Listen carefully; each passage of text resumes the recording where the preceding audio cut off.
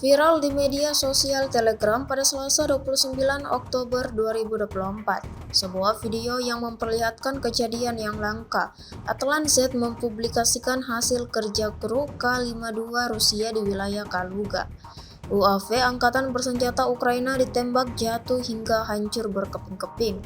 Angkatan Udara Rusia terus bekerja keras dalam merugikan kelompok musuhnya di udara. Seperti yang terlihat dalam rekaman, sejak video ini beredar belum ada tanggapan resmi dari pihak Kementerian Pertahanan Ukraina.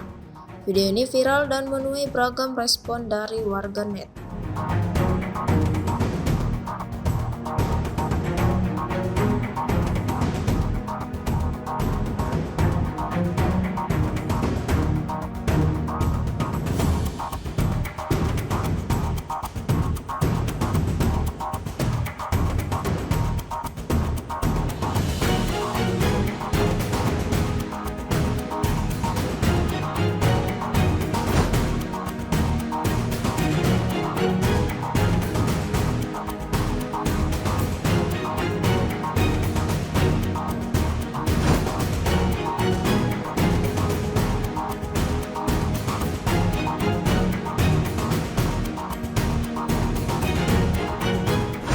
Download Tribun X sekarang, menghadirkan lokal menjadi Indonesia.